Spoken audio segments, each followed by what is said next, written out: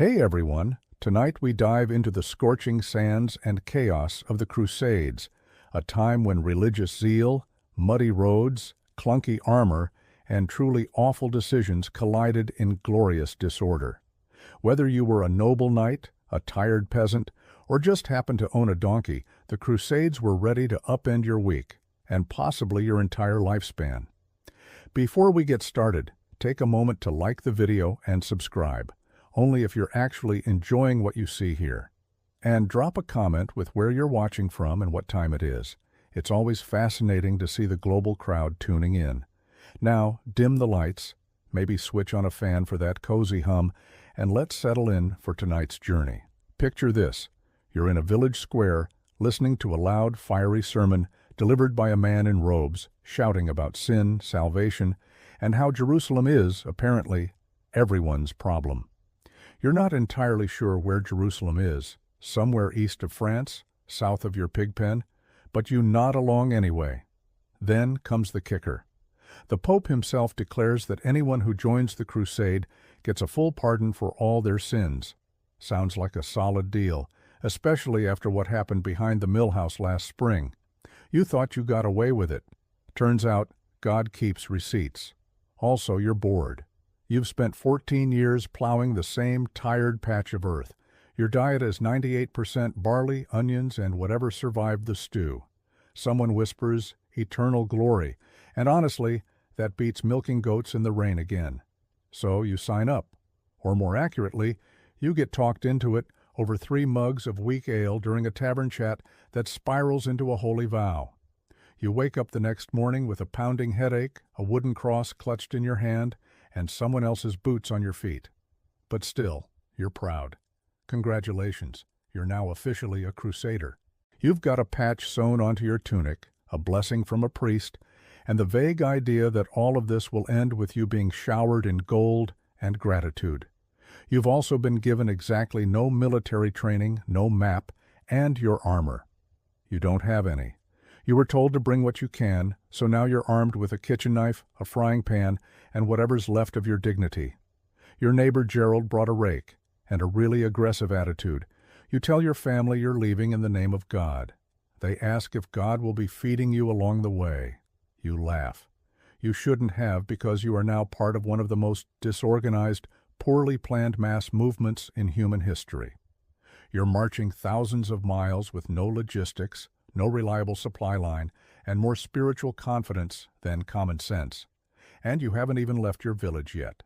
But hey, what could possibly go wrong? Before you even step out of your village, someone hands you a chainmail shirt that smells like it lost a bet. You were promised armor, noble, shining, heroic. What you get is a hand-me-down iron sweater with rust stains, sweat stains, and a lingering scent of disappointment. It's heavy. Not, oh, this is a bit bulky heavy. We're talking this is a wearable blacksmith shop. Heavy. Just putting it on feels like being hugged by a sullen anvil.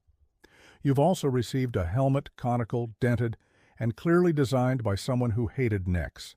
There's no padding inside, just cold metal, and the gentle sensation of your skull being slow cooked. For your legs, you get wool. Just wool. There are no armored greaves unless you're wealthy or very lucky. You are neither.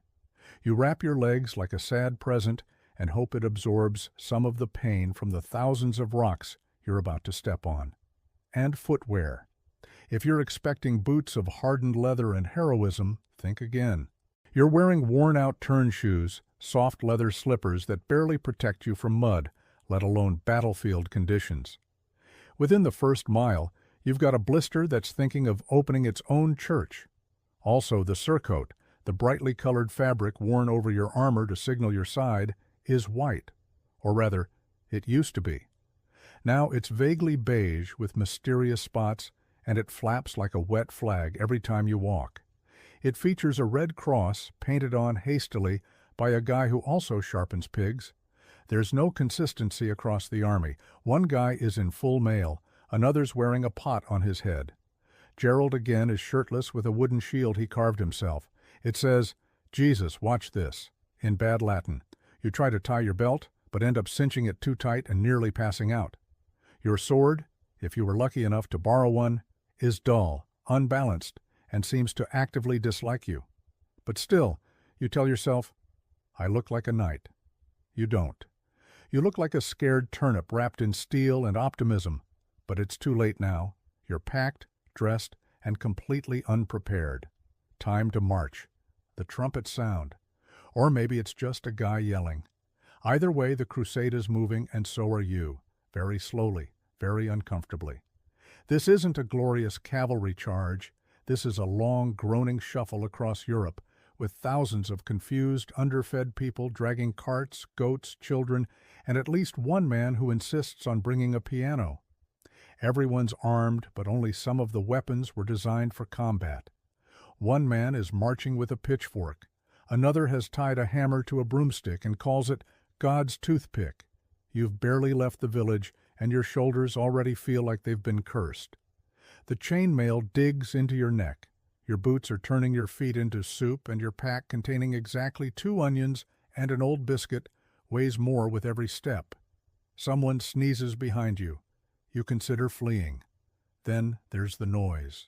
Everyone's talking, arguing, praying, singing, or coughing. A nobleman rides past and yells something inspirational like, "Forward, men," before disappearing for the rest of the day. Meanwhile, you trip over a rock, sprain your dignity, and get stepped on by a passing donkey. The sun is out. It's cheerful. You are not. You're sweating in places you didn't know had sweat glands. Your thighs are chafing in a way that feels like divine punishment. Your water is already warm and tastes like iron and regret. There are rules, of course, but no one's following them. March in ranks. Too late. Someone's already wandered into a beet field. Ration your food. Gerald just ate his entire week's supply before lunch. Respect local villages. You try until you realize they're charging half a chicken just to use the well. And then the rains come. Just as you think you might be adapting, the skies open like a sarcastic baptism. Your surcoat clings to you like guilt. The roads become mudslides. You fall twice, once forward, once backward. The goat laughs. By nightfall, you've walked 12 meters and 12 years. You lie down in wet grass next to a man you don't know and whose snoring may be weaponized. You sleep like a brick in a bucket, poorly and with consequences. Only $2,000 M to go. By day 4, your stomach is singing hymns for food, loud, desperate hymns, the kind you usually only hear at funerals. You were told the army had supplies. Technically, that's true. It's just that those supplies are either moldy, missing, or currently being hoarded by someone named Brother Ulrich, who insists he's fasting for spiritual clarity while chewing suspiciously in the dark. Breakfast, if you're lucky, is a hunk of black bread so dense it could be used as siege equipment. You chew it for 20 minutes, make no progress, and end up just sort of snoring until your teeth get bored. Your companion claims his bread has a nail in it. No one is surprised. Lunch is worse. There is no lunch. There is only the distant memory of lunch. You eat a handful of dried peas, which taste like despair and medieval dust. A man next to you proudly produces a salted fish he's been carrying in his sock. You politely decline and consider fasting for spiritual clarity. By late afternoon, everyone is hangry and hallucinating. One guy thinks he sees a fig tree. It's actually a scarecrow. Another man starts licking his sword, claiming it tastes of glory, it tastes of rust. He now has tetanus. The real problem is that feeding an army on the move is technically speaking a logistical nightmare. The supply lines are long, badly managed, and occasionally attacked by the local peasantry, who would rather not donate their entire winter food store to a bunch of crusaders who just trampled their turnips. So you forage. You find a bush with berries. Gerald says they're fine. Gerald also once ate a candle, so you take your chances. They are not fine. You spend the next 2 hours behind a tree questioning everything. Dinner is stew. Glorious, mysterious stew. No one knows what's in it. Everyone eats it anyway. You find something chewy. You do not ask questions. Someone claims it's rabbit. Someone else says boodle. Both are plausible. By nightfall, you're full. Not of food, just of regret. You dream of bread that doesn't fight back and cheese that isn't green on purpose. You've never missed your mother's onion soup more. And it's only day 4. At this point in the journey, it's official. You smell like a combination of wet iron, regret, and something you hope isn't fungal. Hygiene, once a noble goal, has now been demoted to a vague memory, like clean socks or personal boundaries. You haven't bathed in over a week. Neither has anyone else. You know this because the entire crusading force has started to develop what historians call a strong collective aroma. You're all one big walking cheese wheel of sweat, dust, and medieval body odor. There's no soap. If someone claims to have soap, they're lying. Or they've carved it from tallow and self-delusion. You do have water occasionally, but it's mostly reserved for drinking or pouring on open wounds while screaming. Washing your body with it, that's a luxury reserved for nobles and people with significantly fewer blisters. Your clothes, once proudly stitched with a red cross, now resemble a battlefield in fabric form. Your undergarments have fused to your skin in certain areas. Your boots are damp, possibly alive, and definitely angry. Lice. Oh yes, they've moved in. You name them. You try negotiating with them. They are winning. One knight is convinced his helmet is haunted. It's just headlights throwing a party. You start itching at night. Everyone does. It becomes the unofficial marching rhythm. Scratch, scratch, shuffle, groan. You briefly consider bathing in a river. You approach the water and realize it is freezing, filthy, and already occupied by someone crying into their underpants. You nod respectfully and walk away. And bodily functions, there are no latrines. You go where you can, behind bushes, under wagons, or just wherever dignity officially gives up. Privacy? Absolutely not. You now have eye contact stories with strangers you'll never forget. There's one guy, nobody knows his name, who somehow manages to remain clean. His armor gleams, his face is clear, he smells like lavender. He is either a miracle or a hallucination. Either way, you hate him deeply. You start to dream of soap, of bathtubs, of dry feet, but mostly you dream of a breeze that doesn't smell like 30 men and one regrettable stew. You're not clean, you're not even close. You're crusade clean. You thought enemies with swords were your biggest problem. Nope. It's the guy 3 rows back who just coughed something biblical into the air. Welcome to the real crusade, surviving your fellow crusaders' immune systems. Medieval medicine is less science and more interpretive dance with herbs. If you fall ill, you can expect one of 3 treatments: prayer, bleeding, or being told to walk it off. Spoiler, none of these work, especially when what you've got is spreading faster than gossip at a monastery. It starts innocently enough. A sniffle here, a cough there. Someone throws up behind a bush. Everyone pretends not to notice. By the next day, 5 more are coughing. Gerald has developed something alarming and purple on his neck.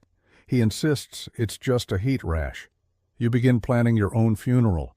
Tents quickly become infirmaries, or, as they're known on the crusade, places where hope goes to wheeze quietly. The healers are overwhelmed. Their main tools are cloth bandages, leeches, and conviction. Sometimes they burn herbs. Sometimes they just wave them near your face and hope you improve out of sheer awkwardness. And the symptoms are not subtle. Fever, chills, nausea, swelling, and a general sensation that your organs have gone on strike. You try to be brave. Then you see someone being cured with a hot poker and decide you're suddenly feeling much better. Actually, sanitation is, shall we say, theoretical waste disposal, random fields, water, questionable at best, weaponized at worst. You refill your flask from a stream only to spot 3 horses upstream using it as a toilet. You drink it anyway. Hydration is hydration. The priests say it's a test from God. The knights say it's the devil.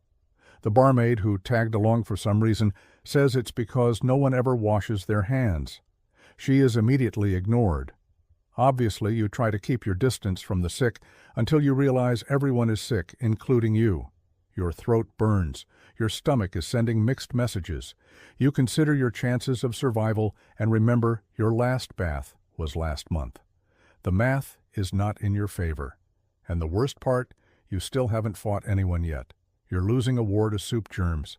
You've been marching for days, hungry, itchy, mildly diseased, and now you're expecting a warm welcome from the towns and villages along the way. Spoiler, you won't get it. The locals are less than thrilled. In fact, they look at your crusading party the same way a shepherd looks at wolves wearing crosses. Suspicious, tense, ready to hide the livestock. From their point of view, you're a moving catastrophe. Thousands of unwashed strangers shouting in broken Latin, trampling crops, borrowing everything that isn't nailed down, and singing war hymns at midnight like tone-deaf demons. You're not a holy army, you're a walking plague parade. You stop at a town hoping to trade for food. The villagers bar the gates. The local bishop peeks out from a tower and makes the sign of the cross on you. A monk offers a single cabbage in exchange for you leaving faster. Language barriers don't help. You try asking for water, but accidentally demand someone's wife. You attempt to explain your holy mission and somehow end up proposing to a goat. The goat is not interested. Negotiations break down quickly. If you do manage to get inside a settlement, it's usually followed by price gouging, staring, and someone making passive-aggressive comments about your odor. You buy bread that's older than your shoes and ale that doubles as varnish. Someone gives you directions to Jerusalem. You follow them for 2 days before realizing they were just trying to send you to the next village. And if you're in foreign territory, oh, it gets even better. The locals don't just dislike you, they actively want you gone. They don't care about your papal blessings or your homemade flag. They just want their goats, fields, and general peace back. And considering some of these places were recently raided by other crusading parties who swore they were just passing through, trust is at an all-time low. In one town, a child throws a turnip at your head. It's the most accurate projectile you've seen all week. You came seeking salvation. They see you as a broke, heavily armed tourist with boundary issues, and honestly, they're not wrong. So you're finally on the move again, marching east. Probably, maybe. The truth is, no one's actually sure where they're going. There are no GPS devices, no road signs that say this way to Jerusalem, and most of the people in your group think the Holy Land is just slightly past Constantinople, which they also can't find. Your commander has a map, sort of. It's a hand-drawn scroll with 3 towns, 2 rivers, and what appears to be a dragon in the corner. You suspect the artist had a vivid imagination and poor geography skills. Still, the commander waves it around like it's the word of God and yells forward at every fork in the road. Confidence, apparently, is more important than accuracy. Every now and then, a local guide is recruited. He's offered a few coins, a goat skin of wine, and a vague promise not to be trampled. He nods sagely, points east, and then vanishes before breakfast. You're beginning to think east just means not here. One guy swears he remembers the way from a dream. Another says he read a scroll once. Gerald, still shirtless and increasingly sunburned, claims he's following divine whispers carried by the wind. The wind seems to be saying, "You're lost." You cross the same stream 3 times in one day. You pass a rock you're pretty sure you already passed. A monk insists it's a different rock. This one is holier. You remain unconvinced. The terrain changes constantly. Forest, swamp, mountains. One stretch of road is so steep, your boots slide more than they step. Half the army is now walking sideways like confused crabs. Spirits are low, feet are lower. And then someone says the worst thing imaginable. I think we took a wrong turn. You're hundreds of miles from home, surrounded by people who think calligraphy is a kind of pastry, and no one wants to admit they're lost. So you keep marching proudly, aimlessly, faithfully. Every direction leads somewhere. Whether it's Jerusalem, a Byzantine outpost, or another unfortunate goat village is anyone's guess. But onward you go, fueled by divine purpose, stale bread, and the collective refusal to admit you're walking in a very large circle. You thought it would be glorious. You imagined banners waving, swords clashing with poetic timing, and your enemies falling in choreographed heaps like a troubadour's epic. What you actually get is dirt in your mouth, noise in your soul, and a deeply unsettling realization that no one knows what they're doing. The first thing you notice is the screaming, not just from the enemy, not just from your side, from everyone, you included. There's battle strategy, of course, but it mostly involves yelling charge and hoping the other guy is more confused than you are. Spoiler, he's not. Your helmet blocks your vision, your sword is too heavy. You try to raise your shield and realize it's on the ground behind you because Gerald borrowed it to cook bacon and forgot to give it back. Archers fire before anyone's ready. The front line surges forward while the back line panics and surges back. Someone gets trampled by his own horse. Someone else is fighting with a frying pan. You see a man trip, stab himself in the foot, and start blaming the devil. Honestly, he might be right. You run toward the chaos because everyone else is doing it. And social pressure is powerful. Dust fills the air. You swing wildly. You hit a helmet. It's your own. You scream. It's very brave. The enemy is fast, skilled, loud. You lock eyes with one and realize horrifyingly he's about 15 and significantly more experienced than you. You consider playing dead. You consider actually being dead. Both are tempting. There are horns blowing, commands shouted in 5 different languages, and someone singing what sounds like a tavern song about sheep. It's unclear if this is intimidation or madness. Either way, it's working. After a while, and you have no idea how long, the noise subsides. The survivors crawl away, panting, bruised, and smelling like old stew and bad choices. You're one of them. Somehow, you're bleeding from the ankle. You don't remember how.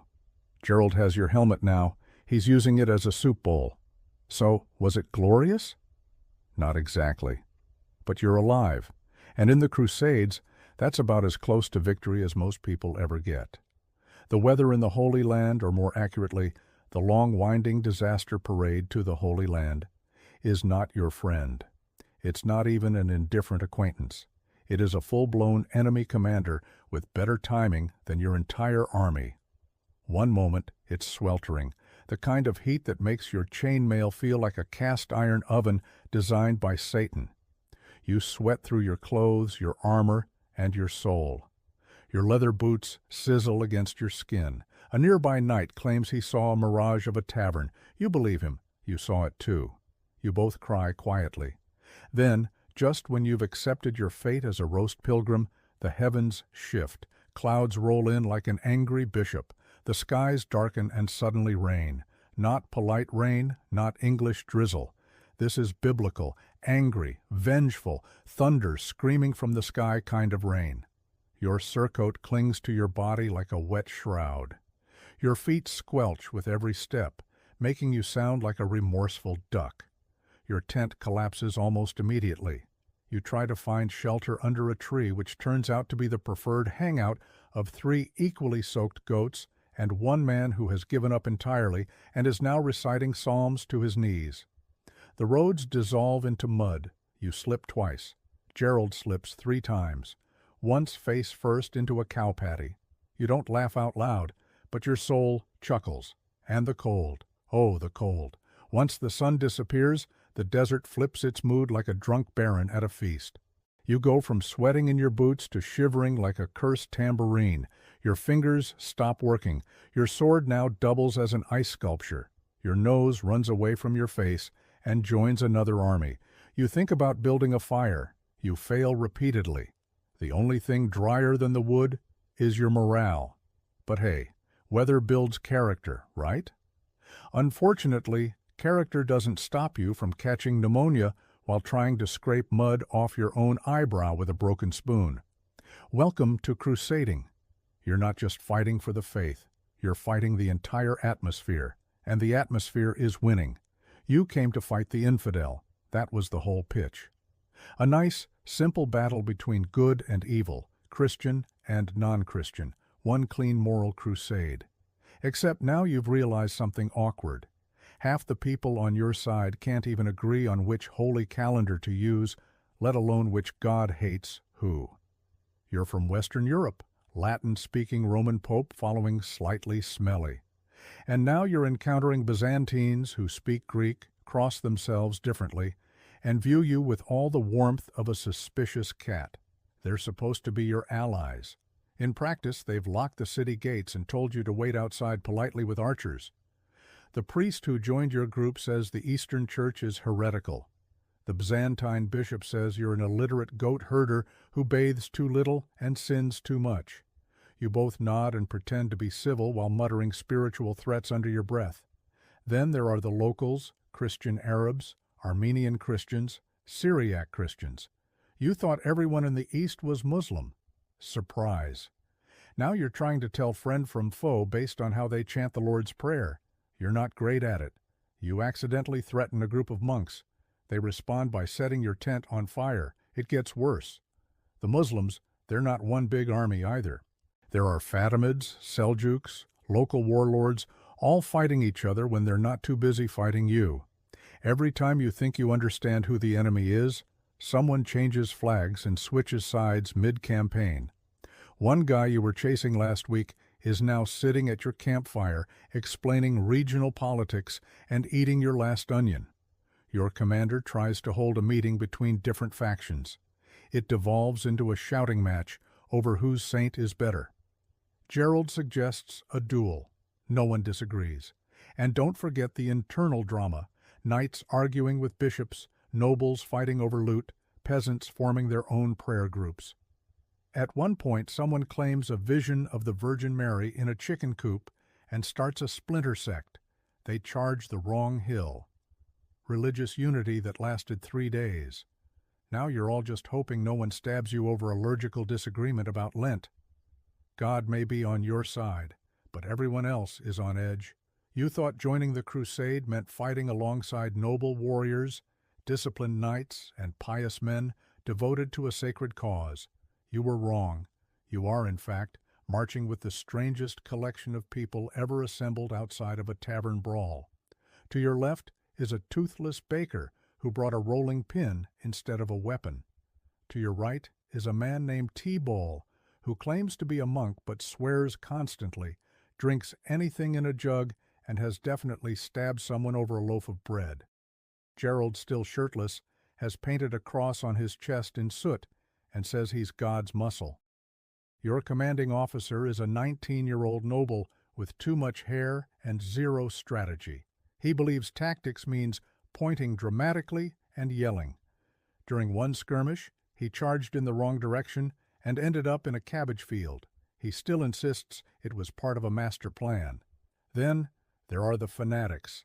These are the people who truly believe they're invincible because God likes them more. They wade into battle shirtless, shoeless, and sometimes swordless, just blind faith and a large stick. Their survival rate is not inspiring. A merchant has tagged along selling relics of dubious origin. He offers you the thumb of St. Peter one day and the official Crusader toothpick the next. Both appear to be twigs. There's also a band of children. Yes, actual children. No one's quite sure where they came from or who invited them, but they've been marching for weeks and somehow have better morale than the rest of you. At night, your fellow Crusaders sing songs, argue about Scripture, and get into brawls over who stole whose crust of bread. One man has declared himself bishop of the tents and now gives daily sermons from atop a barrel. His theology is questionable, his balance worse. The only thing that unites this group is mutual suffering and a vague, increasingly confused goal of getting somewhere holy without dying. You don't know who's crazier, your enemies or the guy beside you who's fashioned a spear out of a soup ladle. But one thing's clear, you're not in good company, you're in weird company. And weird company gets lost together. At long last, you've reached your destination, or at least a city that looks like it might be important enough to storm. There are walls, tall ones, thick ones. Behind them, people who clearly don't want you there, so naturally, the order is given. Lay siege. It sounds glorious in theory. In practice, it's medieval camping with weapons and way more diarrhea. Your army sets up outside the city, just out of arrow range, you hope, and settles in for what could be days, weeks, or the rest of your natural life. The plan is to wait them out. You just forgot to bring food, sanitation, siege engines, or literally anything useful. Someone tries to build a catapult. It collapses instantly. A battering ram is fashioned from a tree, 4 ropes, and enthusiasm. It lasts 10 minutes before being set on fire by the defenders, who are clearly much better at this. You dig trenches, you build towers, you complain a lot. Then you realize the people inside the city are doing fine, waving at you from their high walls while munching olives and occasionally throwing insults and possibly waste over the side. It rains. Everything is mud. Your socks dissolve. Your tent leaks. Your stew tastes like rope and betrayal. Gerald catches a rat and names it dinner. Morale is at an all-time low, mostly because someone tried to play the lute last night and it sounded like a goat drowning in wine. And then there's the smell. Thousands of unwashed soldiers, rotting food, and the occasional dead horse. It's the sort of scent that could peel paint off a relic. The local priest says the odor is a test of faith. You think it's a biohazard. You finally try to storm the walls. Ladders are thrown up. Arrows come down. You climb 2 rungs, scream, fall off, and land on someone who was just about to surrender. Anyway, the assault fails. Everyone pretends they were just probing the defenses. Weeks pass. Supplies dwindle. Arguments increase. At one point, someone suggests eating the mascot goat. A fist fight breaks out. The goat wins. Sieges, you realize, aren't about action. They're about boredom, bad smells, and desperately trying to remember why you came here in the first place. One morning, when the sun rises slightly more dramatically than usual, you hear a sound echoing through the camp. The gates are open. Whether through starvation, sabotage, or divine scheduling, the city walls have finally been breached. You expect trumpets, glory, maybe a chorus of angels. Instead, you get absolute chaos. The charge into the city is less a noble procession and more a stampede of sweaty, half-mad lunatics with weapons and a vendetta against architecture. You rush forward sword, heart-pounding, and immediately trip on rubble. Someone steps on your back. You thank them out of instinct. Inside, it's smoke and screaming. No one can tell who's who. Everyone's looting, shouting, or dramatically dying in a corner. A knight gallops past carrying a chandelier. Gerald has found a barrel of wine and is now declaring himself lord of the alleyway. You lose your footing, your helmet, and at one point your temper with the stubborn door. You were told this was a holy war. What it looks like is a holy yard sale hosted by chaos itself. There's no clear chain of command anymore. Your noble commander is too busy posing for paintings that don't exist. The priests are yelling Deus Vult while shoving relics into their robes. One man insists he's seen the Holy Grail. It's a soup bowl with a dent in it. As the dust settles and the city is secured, which here means still smoldering and mostly robbed, you stand in the rubble wondering, was this the plan? You find a relic. You think it's a toe bone. Could be holy, could be a chicken. Either way, it's going in your bag. You also now possess a goblet, a tapestry you can't carry, and someone's extremely confused cat. But the victory feels strange. You expected to feel righteous, glorious. Instead, you mostly feel tired, sticky, and slightly guilty. You're standing in a place full of crying civilians and broken doors, trying to remember whether this was about salvation or plunder. The line has blurred. A priest pats your shoulder and says, God is pleased. You nod, but you're not so sure. You came seeking heaven. You got ash, noise, and Gerald throwing up on a relic. You made it. You survived marching, starvation, siege, illness, arrows, Gerald and the occasional divine misunderstanding. You've technically won, but now you're sitting on a broken crate in a city you helped destroy, trying to remember what your life was like before you joined a holy war run by amateurs with swords and untreated fevers. You've changed, and not in the inspiring, I've seen the world and grown as a person kind of way. No, you're thinner, dirtier, and somehow both older and younger at once. You've aged 15 years in your soul, but still get yelled at like a child by someone whose only qualification is owning a fancier hat. You've developed a twitch whenever someone says the word pilgrimage. Your armor doesn't fit right anymore. Your body shaped itself around every bruise, every night spent, curled up like a wet pretzel in a leaky tent. Your sword is nicked.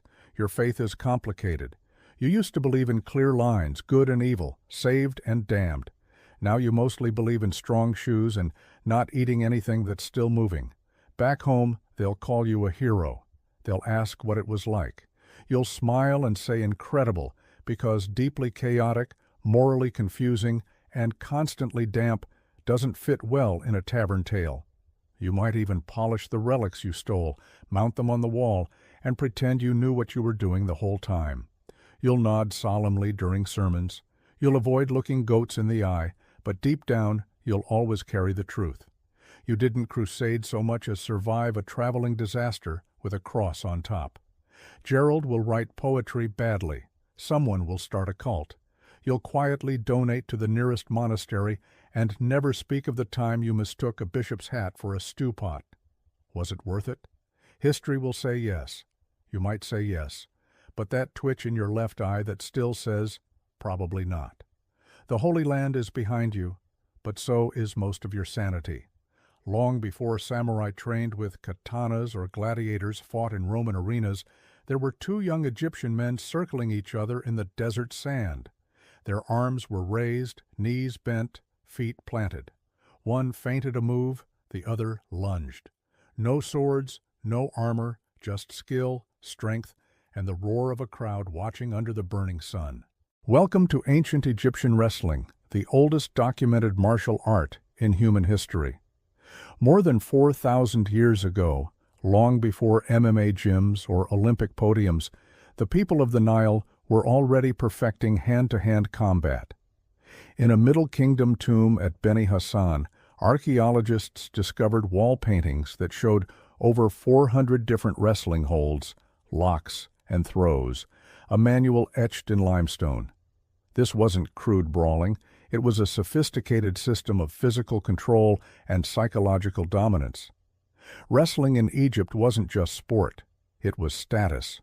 Boys were trained from a young age, and matches were common in both military training and festive public events. Soldiers grappled to stay sharp. Nobles competed to show their might. Even pharaohs were rumored to wrestle, not out of necessity, but as a demonstration of divine vitality. The techniques themselves are shockingly familiar: shoulder throws, hip tosses, single-leg takedowns. Anyone who's watched modern wrestling or judo would recognize the motions.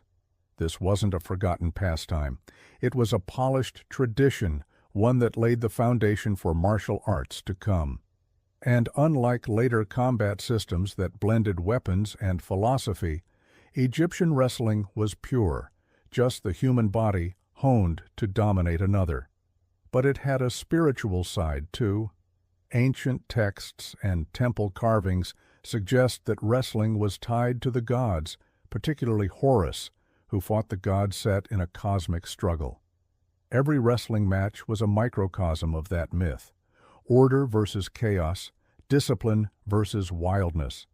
In a way, these matches weren't just physical contests. They were rituals, brutal, elegant expressions of cosmic balance. And through them, Egypt became the unlikely birthplace of organized martial tradition. Long before monks meditated or warriors chanted battle cries, Egyptians simply fought. In silence, in sand, in honor. And the world would never be the same again. If Egyptian wrestlers fought for honor, Roman gladiators fought for survival. Their arena was not a sandy courtyard, but a stone coliseum echoing with the cries of tens of thousands. And behind every victorious gladiator stood something even more brutal: the ludus, Rome's gladiator training school, where martial arts met military engineering. To the Roman mind, violence was not just entertainment. It was art, politics, and power rolled into one. Gladiators were not simple brutes. They were conditioned, categorized, and crafted like weapons, each trained in a distinct fighting style with a specific set of techniques based on their gear and role in combat. The retiarius fought with a net and trident, using speed and entanglement. The Caesar carried a short sword and heavy shield bred to chase and crush. Every move was calculated, every weakness known. At the core of this system were the lanist, ruthless combat instructors who ran the ludi like modern fight camps, only harsher. Gladiators, many of them slaves or prisoners of war, endured punishing routines, strength drills, sparring matches, mock battles with wooden weapons. Their bodies were molded into weapons of war, not for the battlefield, but for the blood-soaked sand of the Colosseum. And make no mistake, this was martial arts. The gladius, from which the term gladiator comes, was a short thrusting sword perfected through centuries of Roman military evolution. Gladiators were taught precise angles of attack, footwork, distance control. They learned how to read an opponent's breath, how to feint, how to strike when the crowd least expected it. The goal wasn't just to kill, it was to entertain. But it wasn't all cruelty. Some gladiators became legends, like Spartacus, a former soldier turned rebel leader who escaped the ludus at Capua and nearly toppled the Roman Republic. Others earned their freedom through victory and became celebrities of their day, idolized like athletes, envied for their skill.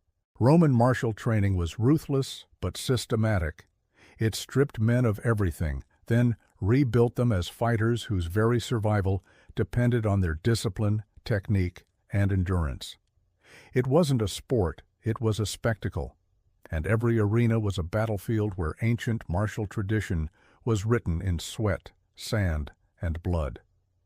Long before kung fu dazzled the world or judo became an Olympic sport, a hidden martial tradition thrived in the lush southern lands of India. Its name was Karipayattu, and it wasn't just a martial art. It was a sacred practice, a warrior's yoga, and a form of living theater passed down through millennia.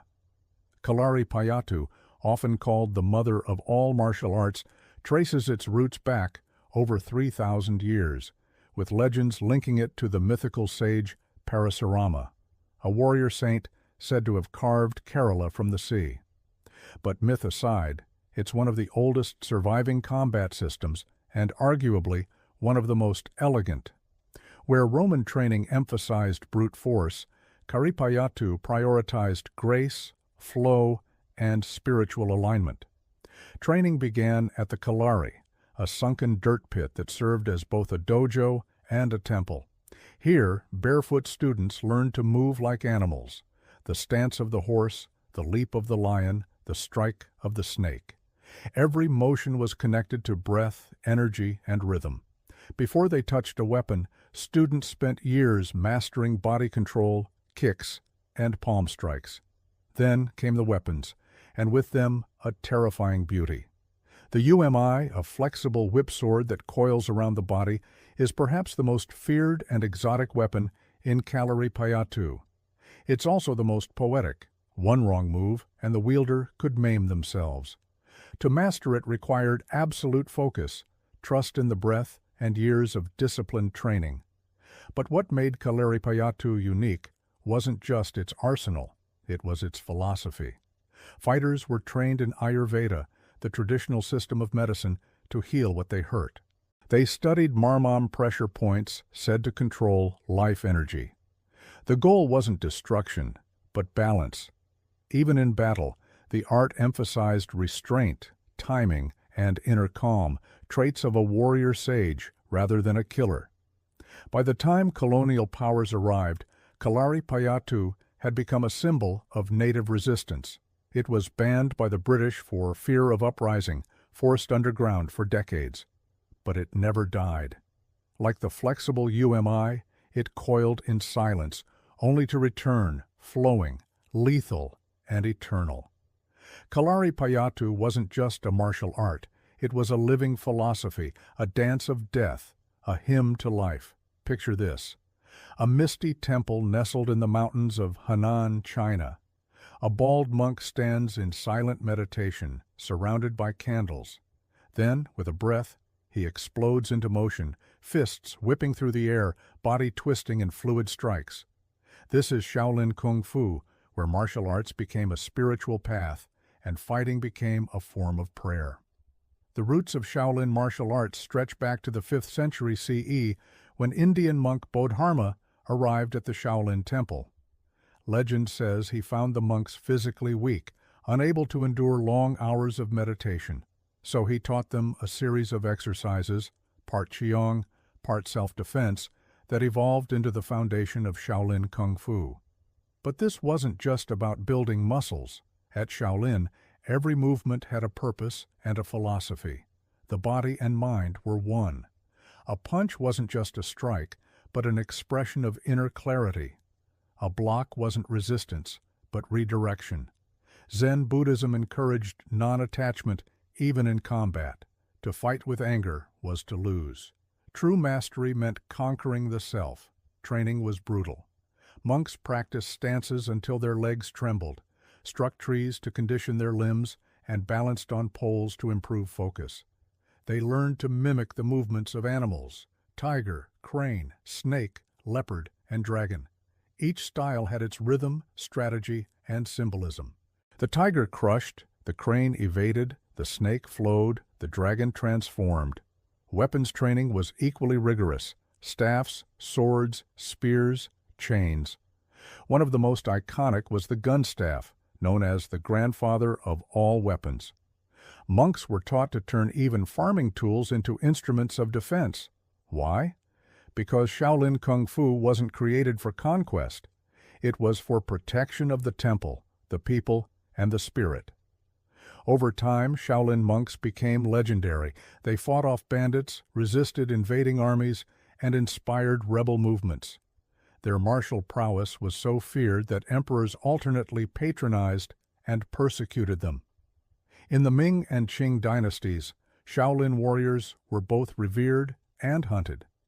Despite temple burnings and political crackdowns, the Shaolin spirit never died. It transcended borders, influencing Japanese karate, Korean taekwondo, and global pop culture. From Bruce Lee to Hollywood, its echo still rings. Shaolin Kung Fu was more than martial art. It was enlightenment in motion, a sacred choreography of balance, discipline, and indomitable will. In feudal Japan, martial arts were more than just combat. They were a code of life etched into the soul of the warrior class known as the samurai. At the heart of their world stood Bushido, the way of the warrior. It wasn't a martial art in itself, but a philosophical backbone that guided every strike, every step, every death. Samurai were not merely soldiers. They were living symbols of discipline, loyalty, and precision. Their martial training began young, sometimes as early as age 5. At the core of their practice was kenjutsu, the art of the sword. The katana wasn't just a weapon. It was considered the soul of the samurai, sharp, balanced, lethal, and beautiful. Every draw, swing, and sheathing of the blade followed a ritualized rhythm. Training was both physical and spiritual. Beyond kenjutsu, samurai studied jujutsu, grappling techniques used when disarmed, and jutsu, the art of archery. The samurai was expected to master multiple disciplines, not just for combat, but for personal growth. They meditated to cultivate zansen, a state of total awareness. In a duel, hesitation meant death. Calmness under pressure was a matter of survival. Yet perhaps the most fascinating aspect of samurai martial tradition was its psychological depth. Bushido demanded honor even in defeat. A warrior was taught to embrace death as part of life, to never fear it, only to meet it with grace. If dishonored, a samurai might commit seppuku, ritual suicide, to reclaim dignity. Harsh, yes. But in their world, integrity outweighed breath. Samurai martial arts evolved over centuries, often shaped by necessity. During long periods of peace, especially in the Tokugawa era, martial prowess took a more philosophical turn. Schools of swordsmanship emphasized mental clarity, posture, and presence over brute strength. The greatest masters, like Miyamoto Musashi, wrote treatises blending combat technique with Zen thought. His Book of Five Rings remains a cornerstone of martial philosophy to this day. In time, the age of the samurai faded, but their martial traditions lived on, morphing into modern kendo, aikido, and even influencing business ethics in Japan. Today, the samurai spirit survives not just in dojus, but in literature, film, and the quiet discipline of those who still walk the warrior's path. For the samurai, martial arts were not about victory. They were about becoming worthy of the sword you carried. When people think of martial arts, they often jump straight to Asia or Rome. But across the vast and diverse African continent, ancient warrior traditions flourished, fierce, complex, and largely overlooked by mainstream history, from stick fighting in Ethiopia to the Nguni spear dances of southern Africa. These were combat arts born not from textbooks, but from lived experience, survival, and deep cultural roots. In Ethiopia, Mursi and Suri tribes practiced donga, or stick fighting, a brutal but highly ritualized form of dueling. Warriors wielded long polished sticks in high-stakes bouts that could end in bloodied faces or shattered bones. But these weren't mindless brawls. Donga duels were a rite of passage, a test of manhood, strength, and even courtship. Winning meant status, respect, and sometimes the attention of potential wives. Further south in the Zulu lands, martial prowess was elevated to a national ethos. Under Shaka Zulu in the early 19th century, traditional stick fighting called Induku evolved into full-fledged battlefield tactics. Shaka revolutionized African warfare by replacing throwing spears with short stabbing spears, training warriors in close combat formations. His implements practiced disciplined charges, feints, and encirclement maneuvers. Their footwork, shield work, and group coordination rivaled anything seen in Roman legions. But these African martial traditions weren't just about fighting, they were deeply embedded in culture. In Angola, Angolo was a fluid acrobatic martial art rooted in dance and ritual with spinning kicks and evasive movements. It resembled a graceful battle. And it didn't stay in Angola. Enslaved Africans carried Angolo across the Atlantic, where it evolved into capoeira in Brazil, one of the world's most unique martial arts.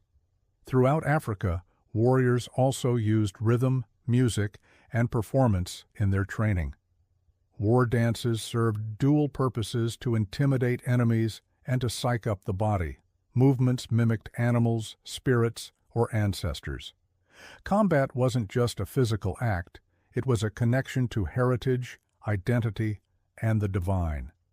Though many of these traditions were suppressed during colonial rule, they never disappeared. Today, across African villages and modern gyms alike, these arts are making a quiet comeback, not just as fighting systems, but as cultural treasures. African martial arts remind us that the warrior's path is not defined by fame, but by resilience, community, and memory. When you think of Vikings, you might picture horned helmets, historically inaccurate, wild beards, and blood-soaked raids. But behind the Hollywood chaos was a cold, calculated system of martial training rooted in survival, discipline, and brutal efficiency. The Norse weren't just raiders. They were trained warriors with a deep respect for combat and a mythology that made dying with a sword in hand the highest honor. Viking martial arts didn't take place in polished dojus or elegant temples. Training happened in long houses, clearings, and on frozen battlefields. Young Norse boys were raised with one purpose: to become strong enough to defend their clan, conquer new lands, and earn a name worthy of the sagas. Combat training started early, using wooden weapons for drills, and eventually progressing to steel. The sword, axe, and spear were the primary tools of Viking warfare. While their short swords were useful for close combat, it was the bearded axe, versatile, heavy, and terrifying, that became their trademark. Vikings learned how to hook shields, disarm opponents, and land killing blows with ruthless precision. There was no style for style's sake. Every move had one purpose: end the fight. But make no mistake, Viking combat wasn't mindless brawling. It was strategic, often involving tight shield walls, coordinated attacks, and feints designed to confuse the enemy. They also used holmganganger, a formalized duel that settled disputes with honor. These one-on-one battles weren't just about strength. They tested composure, nerve, and technique. Beyond the physical, Viking martial discipline was deeply intertwined with mythology. Warriors believed that Odin, the god of war and wisdom, watched their battles. The berserkers, infamous for fighting in trance-like fury, were said to channel animal spirits, bear, wolf, or boar, through ritual and intoxication. Whether real or myth, the berserker legend reveals the spiritual edge of Viking warfare. And then there was Valhalla, the promised afterlife for those who died bravely in battle. This belief didn't just glorify war, it shaped how Norse warriors fought, fearless, relentless, focused. To retreat was to forfeit paradise. To stand your ground meant eternal glory. Though Viking martial systems lacked formal documentation, their methods echo in modern reenactment groups and historical combat schools. The Vikings weren't barbarians. They were craftsmen of chaos, forging victory with steel, sweat, and an unshakable belief in their gods. In the heart of ancient Persia, beneath the domed roofs of Zircane, the House of Strength, warriors didn't just train to fight, they trained to become righteous men. Here, martial arts met spirituality and national identity in one of the oldest continuously practiced warrior traditions in the world, Varsali. This Persian martial art has roots stretching back over 2,000 years to the Achaemenid and Sassanid empires. At its core is Palavani, a system that combines strength training, wrestling, and combat drills with religious and ethical instruction. The word Palavan means not just champion, but a noble warrior, one who defends the weak and upholds justice. Training took place in the Zukana, a sacred gym where rituals mattered as much as reps. Practitioners, barefoot and bare-chested, performed choreographed movements to the rhythmic beat of a drum and the chant of the Morsht, a spiritual singer-coach. Exercises included spinning clubs, meals, lifting heavy shields, and swinging iron bows, all designed to build explosive power and flexibility. Think of it as ancient CrossFit infused with poetry and prayer. But the true heart of the system was Koshi Pahlavani, Persian wrestling. Unlike modern Olympic-style wrestling, this was both a sport and a rite of passage. Matches were intense and technical, with an emphasis on throws, leverage, and spiritual humility. Winning wasn't enough. A true Palavan had to be generous in victory, respectful in defeat. Philosophically, Palavani borrowed heavily from Sufism and Zoroastrianism. Fighters were taught to purify not just the body, but the soul. Strength without humility was weakness. Victory without compassion was disgrace. In this sense, the Zukane was more than a gym, it was a moral forge. During periods of foreign occupation, especially under Arab and Mongol rule, the Zukane became a covert center of resistance. Persian identity and pride were preserved in sweat and song, and martial practice became a symbol of cultural defiance. Today, Vasesi Palavani still survives, officially recognized by UNESCO as a piece of intangible cultural heritage. Modern practitioners may wear track pants instead of loincloths, but the spirit remains. In Persia, the strongest warrior wasn't the one who struck the hardest. It was the one who trained hardest, lived nobly, and lifted others with every step. From the dusty tombs of Egypt to the mountainous temples of Shaolin, from the icy fjords of Scandinavia to the sun-baked Zircanes of Iran, ancient martial arts were never just about war. They were blueprints for how to live, how to die, and how to carry oneself with purpose. And even though empires have crumbled and swords have rusted, their echoes still resonate in the modern world, often in ways we barely notice. Walk into a mixed martial arts gym today, and you'll see the DNA of these traditions in every corner. Wrestlers shoot for takedowns like their Egyptian ancestors. Striking coaches teach spinning kicks reminiscent of Kaleri Payatu. Fighters train with the same intensity that once forged gladiators and samurai. The packaging may be new, but the principles, discipline, timing, balance, are as old as civilization itself. Beyond the ring, martial arts have become a global language. In schools and temples from Tokyo to New York, millions practice karate, taekwondo, kung fu, and capoeira. Not just for combat, but for confidence, clarity, and community. What began as warrior rites has evolved into forms of therapy, meditation, and even cultural diplomacy. Many ancient traditions have also undergone revival. Indigenous African combat arts like Angolo and Donga are being preserved by historians and practitioners determined to reclaim their cultural roots. In India, Kaleri Payatu is enjoying a renaissance with practitioners blending ancient movements with modern fitness. Shaolin monks now tour the world performing feats that once guarded monasteries from invaders.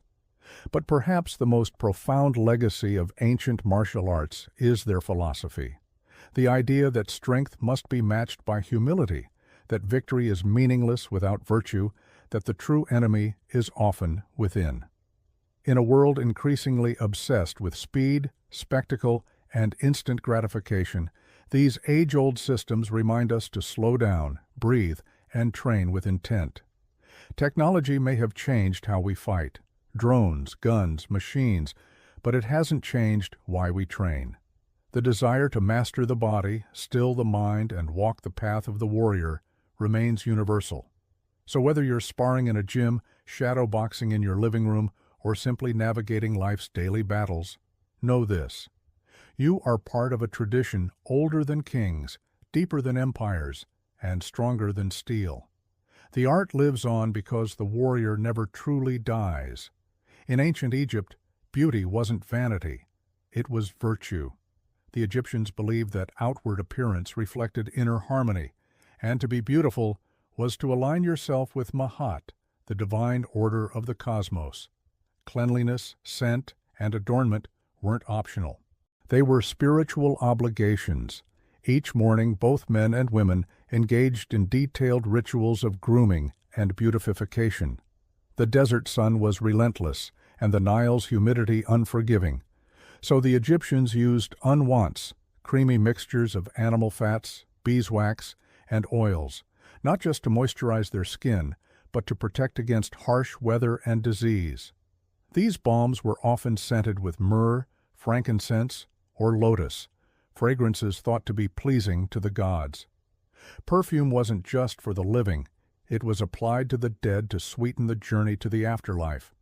But no beauty regimen was complete without kohl. This iconic black eyeliner was made from galena, a lead-based mineral ground into fine powder and mixed with oils or animal fats. It wasn't just for allure. Kohl protected the eyes from sun-glare and was believed to ward off evil spirits. Its application created the almond-shaped, mesmerizing gaze seen in countless temple carvings and royal portraits from Cleopatra to the boy king Tutankhamun. Cosmetics carried spiritual weight. Colors held symbolic meaning. Green eyeshadow made from malachite symbolized rebirth and was associated with the god Horus. Red ochre was used on lips and cheeks to channel vitality, joy, and the goddess Hathor, patron of beauty and love.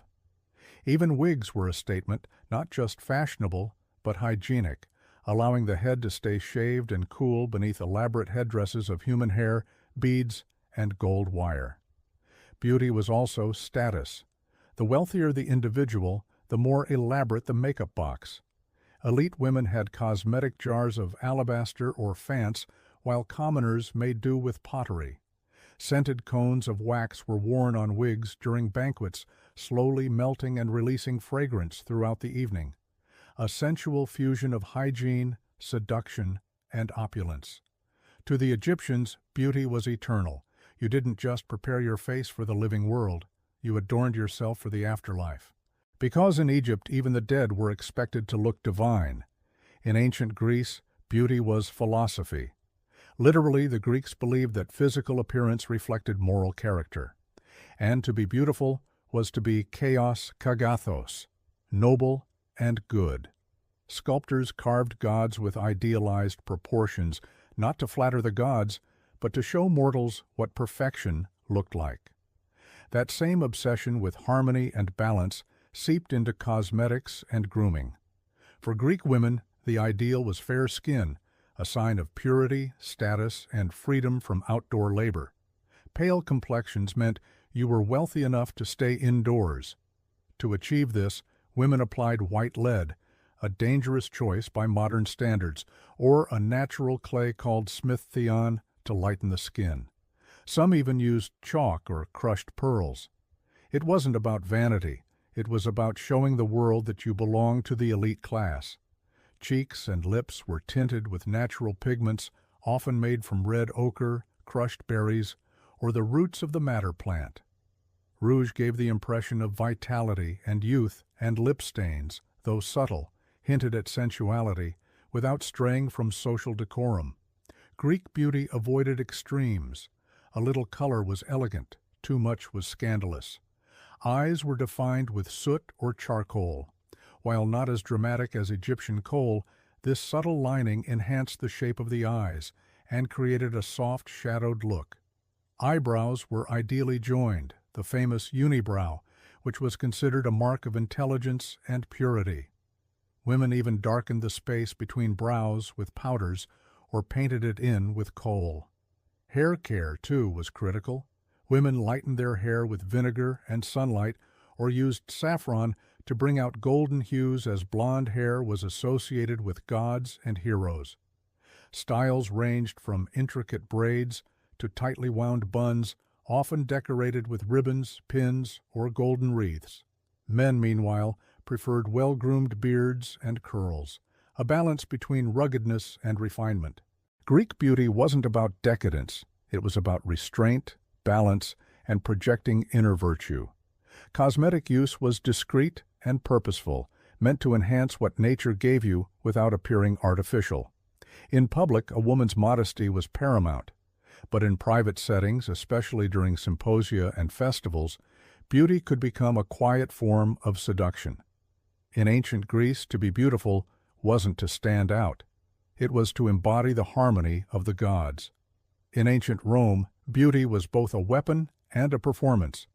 Unlike the restrained elegance of the Greeks, the Romans embraced cosmetics with boldness and flair. From emperors' wives to courtesans and slaves aspiring to rise through their looks, appearance was power, and everyone knew it. A flawless complexion was the Roman gold standard. Pale skin again signified status. It meant you didn't work outside.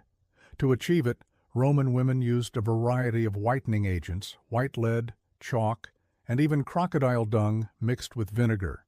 Some added powdered horn or oyster shells for an extra glow.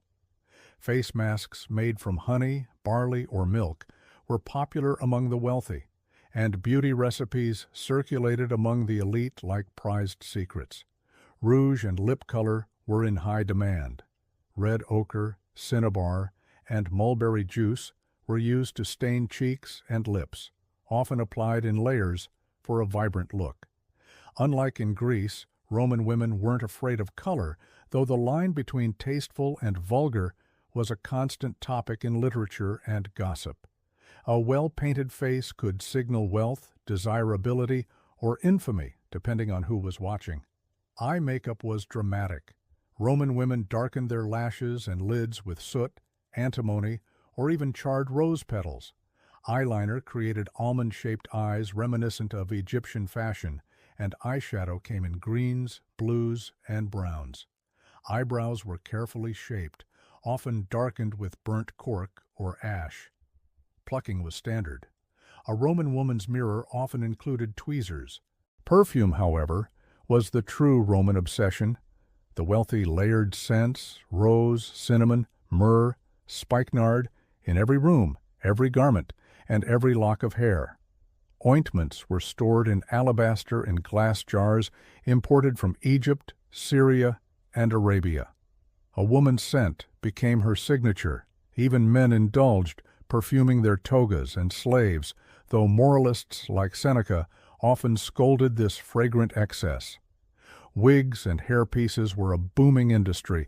Blonde wigs, especially ones made from Germanic slave hair, were fashionable among Roman elites. Hair was piled high in complex coils and waves, held in place with pins of ivory, silver, or even gold. Hairdressers, ornatresses, were essential household staff for the wealthy. In Rome, cosmetics weren't just about beauty. They were about status, ambition, and social theater. Every pigment, every scent, every braid told the world exactly who you were or who you wanted to be. In the bustling cities of ancient Mesopotamia, Babylon, Nineveh, beauty was inseparable from magic, medicine, and the divine. Here, where some of the world's earliest civilizations blossomed, cosmetics weren't just tools for seduction or status. They were amulets against misfortune, expressions of piety, and even ingredients in rituals of transformation.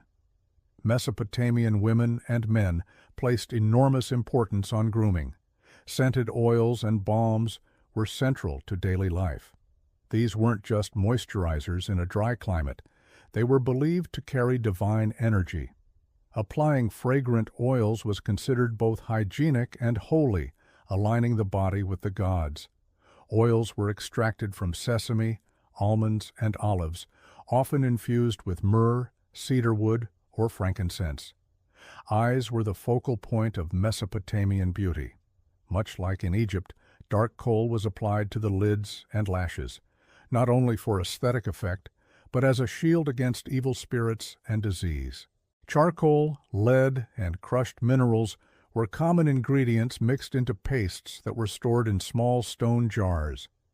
The exaggerated eye shapes you see in Mesopotamian statues weren't artistic quirks. They reflected real cosmetic practices. Face creams and skin treatments were recorded on clay tablets. Recipes included crushed date stones, beeswax, and milk to soften and lighten the skin. Clay masks were used to treat blemishes, and scrubs made from salt or ash exfoliated the skin. Grooming manuals weren't uncommon among the elite. Early examples of beauty advice that blur the line between science and sorcery. Hair was styled with care and complexity. Mesopotamian women oiled their hair to keep it shiny and manageable, braiding it into elaborate patterns or twisting it into buns, often adorned with ribbons, beads, or bronze pins. Wigs were less common than in Egypt, but hairpieces and false braids were used to add volume or display wealth. Perhaps most intriguing was the link between beauty and magic. Mesopotamian incantations often reference beautification. A spell might call for the application of a certain oil or pigment to attract love or favor. Cosmetic rituals were sometimes overseen by temple priests or priestesses, especially those serving Ishtar, goddess of love, beauty, and war. In ancient Mesopotamia, beauty was enchantment. Each cosmetic act was a ritual. Each gaze in the mirror a conversation with the divine. In the ancient cities of the Indus Valley, Harappa, Mohenjo-daro, Lothal, beauty left its traces not in written texts, but in terracotta artifacts, delicate tools, and the ghostly shimmer of powdered pigments. Though we have no deciphered script to explain their routines, the cosmetic culture of the Indus Valley speaks through its objects, quiet, refined, and deeply personal. Among the ruins, archaeologists have unearthed tiny mirrors made from polished bronze, delicately carved combs, and oval terracotta palettes still dusted with traces of red. These weren't just decorative items. They were the tools of daily self-care, suggesting that personal grooming was a consistent and valued part of life. One of the most telling discoveries is the widespread use of red pigment likely derived from hematite or iron oxide. Applied to the lips, cheeks, and perhaps the forehead, this rouge was more than cosmetic. It may have signified fertility, spirituality, or marital status.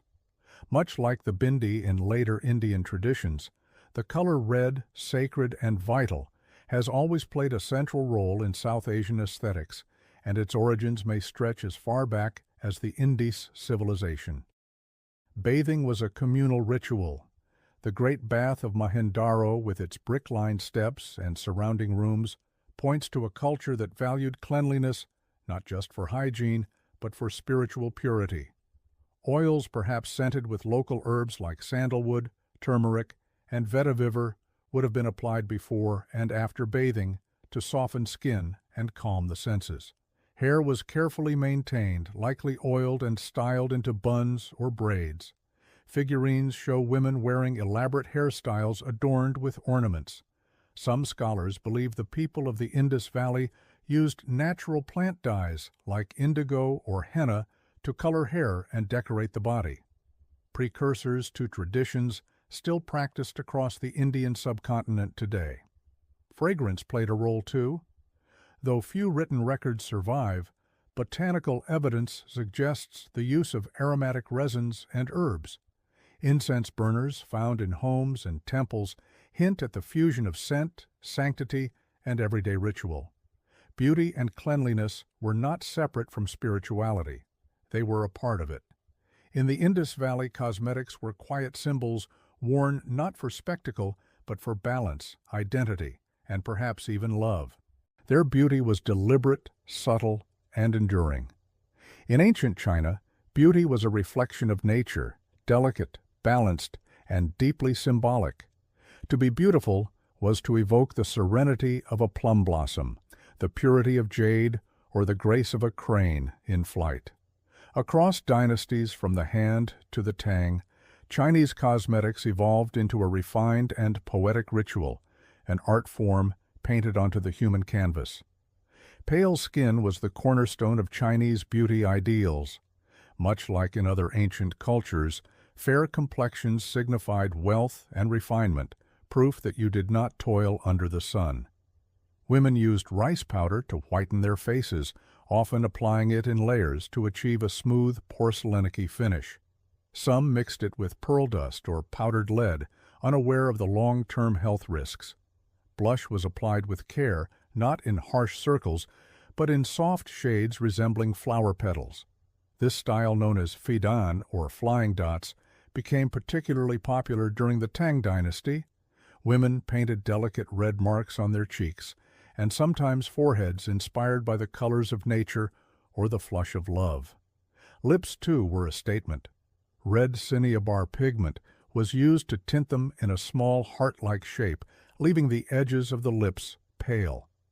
This created a contrast that emphasized delicacy and restraint, a visual whisper of sensuality rather than a shout. Eyebrows were art. Styles changed with the dynasty, straight, arched, or curved like the wings of a swallow.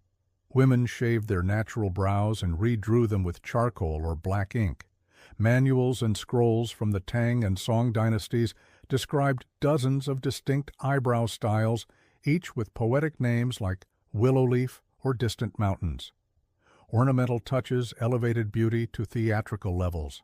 Women wore huadian, tiny floral or jewel-like forehead decals made from gold leaf, paper, or crushed flower petals. These delicate dots symbolized youth, wealth, or seasonal celebration. Perfume and skin air also played vital roles. Scented oils infused with orchid, lotus, or musk were massaged into the skin, while herbal face masks using ginseng or green tea promised clarity and longevity.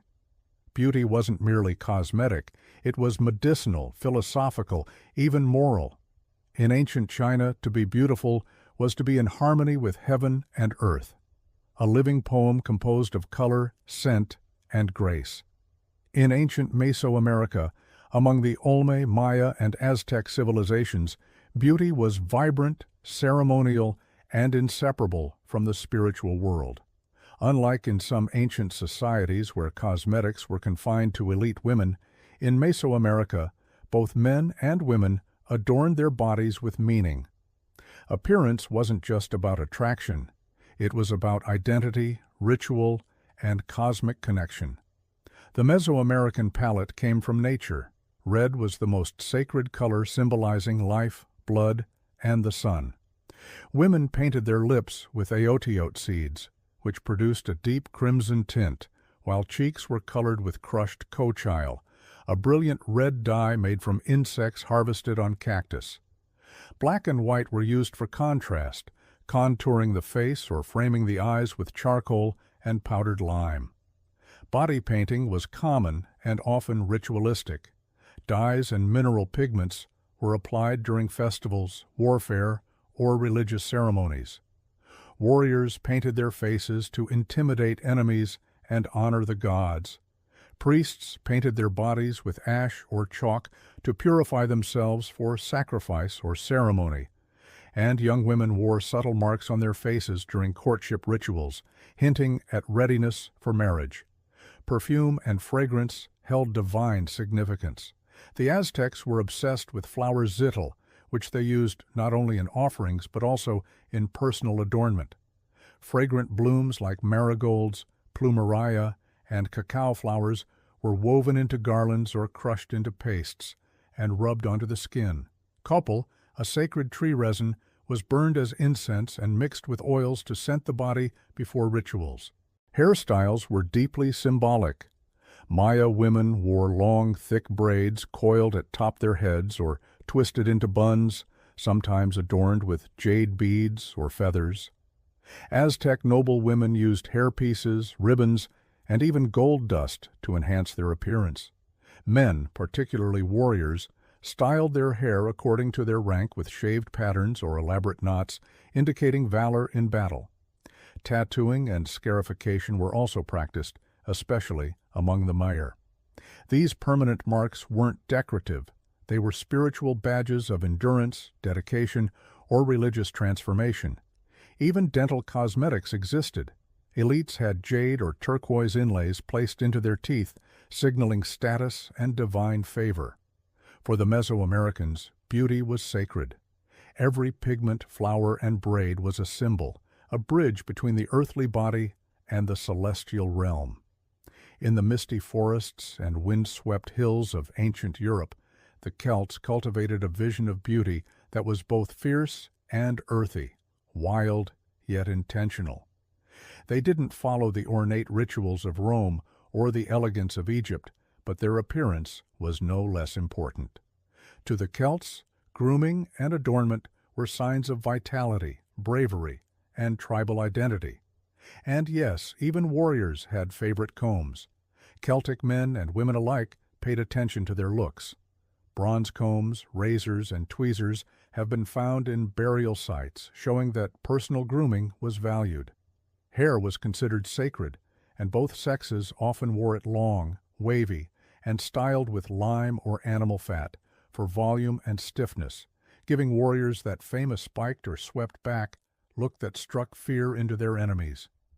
But perhaps the most iconic element of Celtic appearance was woad, the blue dye extracted from the Asatis tinctoria plant.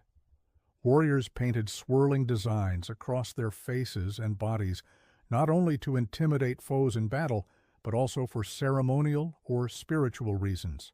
While some debate how widespread Wu use truly was, classical writers like Julius Caesar certainly thought it terrifying enough to mention.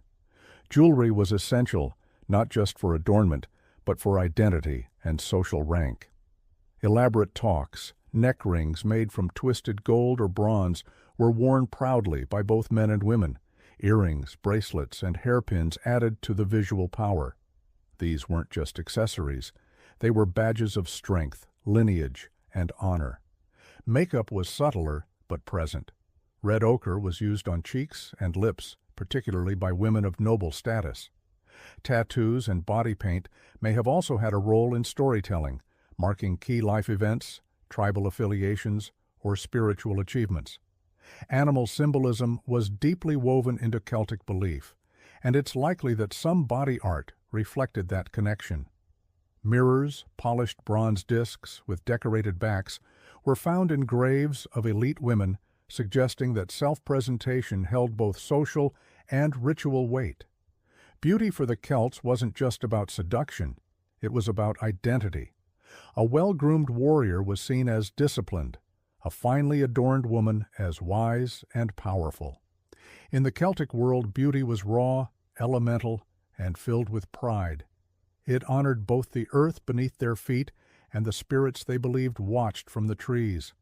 Across ancient civilizations, beauty didn't end with life, it extended into death. From the embalmed faces of Egyptian mummies to the perfumed bodies prepared for Roman funerals, cosmetics were not merely tools of seduction or status. They were sacred offerings to the divine, marks of respect for the dead, and symbols of a person's identity carried into eternity. In ancient Egypt, this belief was especially vivid. The dead were buried with their makeup palettes, coal containers, and scented oils, often placed carefully within the tomb beside shabby figurines and amulets. Why? Because looking presentable in the afterlife mattered. You were expected to meet the gods looking divine. Tomb paintings show the deceased wearing full makeup, rouged cheeks, elaborate wigs, eyes lined in perfect black. Beauty was eternal, and cosmetics were as essential as food and water for the journey to the next world. The Romans, too, took grooming seriously in death. Elite Romans prepared their bodies with myrrh, cinnamon, and spikenard. Perfumed oils preserved the flesh and masked the smell of decay. But more than that, they elevated the body to a godlike state. Roman funerals were public displays of wealth and virtue, and a well-groomed corpse reflected honor on the entire family. Among the Greeks, rites included washing the body, dressing it in fine robes, and adorning it with oils and garlands. Mirrors, combs, and cosmetic tools were buried with women, especially among the aristocracy. This wasn't vanity, it was remembrance. These objects told a story about who the deceased had been, refined, admired, connected to the divine order of beauty. In Mesopotamia, oils and incense were used to anoint the dead as part of sacred ritual. Cosmetic substances were believed to have protective properties, warding off demons and ensuring a peaceful passage to the underworld. Death was not an erasure of beauty, but a transformation of it into something cosmic and enduring. Even in prehistoric burials, red ochre has been found sprinkled over bodies, possibly symbolic of blood, rebirth, or vitality. It suggests that the impulse to beautify and sanctify the body in death is as old as civilization itself. Across cultures and centuries, cosmetics bridged the mortal and the divine. In life, they dazzled. In death, they consecrated. Beauty wasn't fleeting, it was forever. Beneath the chaotic rhythm of Istanbul, the calls to prayer, the fairy horns on the Bosphorus, the footsteps of tourists rushing between mosques and markets, there is silence. Cool, echoing, ancient silence. You step down a stone staircase and the temperature shifts. The air becomes damp. Then suddenly the city vanishes and the basilica system swallows you whole.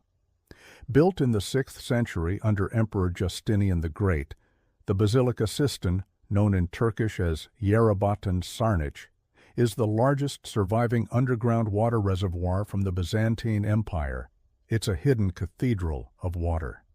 Vast, brooding, and quiet as a tomb. Over 300 feet long and 200 feet wide, it once held up to 80,000 cubic meters of water, enough to supply the Great Palace of Constantinople and surrounding buildings. But this wasn't just a utilitarian tank. No, the Byzantine built even their water storage with ambition. The system is supported by 336 marble columns, most towering over 9 mm tall, arranged in 12 perfect rows. The ceilings they hold curve gently into vaults, creating the illusion of a cathedral submerged in shadow. Reflections ripple beneath your feet. It feels as if you've stepped into the underworld, lit only by the glint of water and the occasional flickering spotlight. The source of this water, the distant Belgrade forest, brought through aqueducts stretching for miles. Water in Constantinople was survival. The city had been sieged more times than anyone could count. And in times of war, when aqueducts were cut and fountains ran dry, the Basilica Sistine ensured life continued underground. For centuries, it was forgotten. After the Ottoman conquest of Constantinople in 1453, the Sistine slipped from public memory, its entrances sealed, its purpose lost. Locals spoke of houses with mysteriously wet basement. Some even fished from their floors. It wasn't until the 16th century that a curious scholar rediscovered it, guided by tales of water that whispered beneath the earth. Today, it stands not just as a monument to Byzantine ingenuity, but as a surreal echo of a world that once ruled the known earth, a place where time seems to drip slowly from the ceiling, and the ghosts of emperors walk silently between the columns. To understand the Basilica Sistine, you have to understand its creator, Emperor Justinian the Great, ruler of the Eastern Roman Empire in the 6th century. Justinian wasn't content with merely preserving Rome's legacy. He wanted to outshine it. He built cathedrals, courts, walls, and aqueducts, a stone and mortar declaration that Constantinople was the new Rome. And beneath the city's foundation, he built a marvel no one would see, the Basilica Sistine. Construction began around 532 CE, shortly after the Nika riots burned half the city to the ground. In the smoldering aftermath, Justinian commissioned a new underground water reservoir that would not only supply his rebuilt imperial palace, but also withstand siege and fire. It was both a precaution and a political statement. Constantinople would never thirst, and the emperor would never falter. The system was built on the site of a former basilica, hence the name, and would require enormous resources.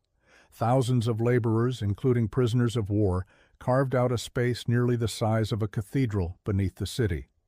The result was an underground reservoir measuring 130x 64 meters supported by 336 columns, many of them reused or spolia taken from older Roman and Greek temples. Reusing columns wasn't just economical, it was symbolic. Justinian was literally building a new empire on the ruins of the old. Doric, Ionic, and Corinthian capitals sit side by side, reminders that Rome's grandeur had been inherited, reshaped, and submerged beneath Constantinople. The engineering was astonishing.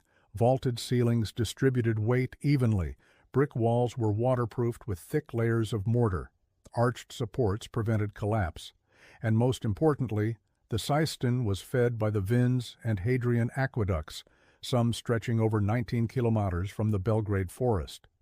This ensured the Sistine could store vast reserves ready for drought, fire, or siege. But the true brilliance of the cistern is its invisibility. It did not boast. It hid. The public never saw it. There were no triumphal arches or gilded mosaics, just quiet, dark utility, a subterranean heartbeat beneath the city's grandeur. And yet, for all its silence, it was a lifeline, an emperor's answer to chaos and collapse. It whispered one message through every brick that Rome still lived just deeper underground. Step inside the Basilica Sistine, and you don't feel like you've entered a reservoir. You feel like you've stumbled into a forgotten temple. A forest of stone rises around you. 336 marble columns arranged in perfect rows, their reflections shimmering across black water. The silence is only broken by the occasional drip from the ceiling, echoing like the breath of the past. These columns aren't uniform. That's part of what makes them so haunting. Some are smooth, others fluted. Their capitals range from Ionic scrolls to Corinthian leaves, and a few seem entirely improvised. That's because many of these columns were spolia, architectural or sculptural pieces recycled from earlier Roman and Greek ruins. It's a mosaic of empires within one structure, as if the gods of old temples had been exiled to this damp underworld. Most columns stand around 9 men or tall, supporting brick arches that make the entire chamber feel like a submerged cathedral. The marble, soaked in centuries of moisture, glows faintly under the cistern's dim lighting. Yellow, gray, and pink tones flickering across the stone like candlelight trapped in water. Among these pillars, two stand out for their eerie artistry, the Tear Column and the Medusa columns. The Tear Column, also called the Weeping Column, is covered in swirling engravings resembling peacock eyes or teardrops. Some believe it was carved to honor the slaves who died during the cistern's construction. Legend says that if the column drips on you, it brings good luck. A somber myth for a place already heavy with memory. The placement of the columns, 12 rows of 28, wasn't random. Their arrangement created symmetry and balance, a Byzantine obsession rooted in both Roman engineering and Christian cosmology. Even in a structure few were meant to see, aesthetic order mattered. The Byzantines understood that beauty and function were never separate. Over the centuries, algae and mineral buildup have softened the lines of the columns. Roots once crept through cracks in the ceiling. Bats nested in the arches. Time, like water, wore everything smooth. Today, walking between these columns feels like drifting through a dream, as if the world above has forgotten something sacred that continues to wait in the dark. In the far northwest corner of the basilica system, tucked beneath two marble columns, lie the most enigmatic relics of the entire structure. Two massive stone Medusa heads. One is laid sideways, the other rests upside down. No inscriptions, no explanations, just two ancient faces staring out from under the water as if waiting for someone to ask the right question. Where did they come from? No one knows for certain. Scholars believe the heads were likely taken from a Roman temple or public building and reused here as column bases during construction in the 6th century. They are masterpieces of Roman stonework, detailed, expressive, and disturbingly lie-like. And yet here they sit, submerged in silence, repurposed into structural filler. It's as if the serpent-haired Gorgon had been exiled into the damp to hold up the weight of the empire she once defied. The fact that one head is sideways and the other upside down has puzzled historians for centuries. Some say it was purely practical, a way to make the blocks fit beneath the columns. But the Byzantine were too careful, too symbolic for that to be the only reason. More compelling theories suggest the positioning was intentional to neutralize Medusa's power, a way of defanging the myth, rendering her petrifying gaze harmless underground. Others whisper of deeper symbolism. Medusa was, after all, a symbol of rebellion, of the monstrous feminine, of power feared and punished. To place her beneath the feet of the empire literally may have been a quiet political message, a sculptural act of domination. Or perhaps the opposite, a secret rebellion carved into stone, hidden away in the underworld of Constantinople. In Greek mythology, Medusa's head was used by Perseus as a weapon even after her death. Her image became aeotropic, meant to ward off evil. She appeared on shields, coins, and doorways. Could her presence here have been protective? Was she placed in the system not to punish, but to safeguard the sacred water below the city? Visitors today still pause in front of the Medusas, hushed. The air seems heavier near them. Whether you believe in myths or not, their presence is undeniable. You don't just look at Medusa in the basilica cistern, you feel her watching you back. In ancient Constantinople, water meant survival. The city was famed for its towering walls, its gold-covered churches, its imperial courts. But without water, it was nothing more than a gilded coffin.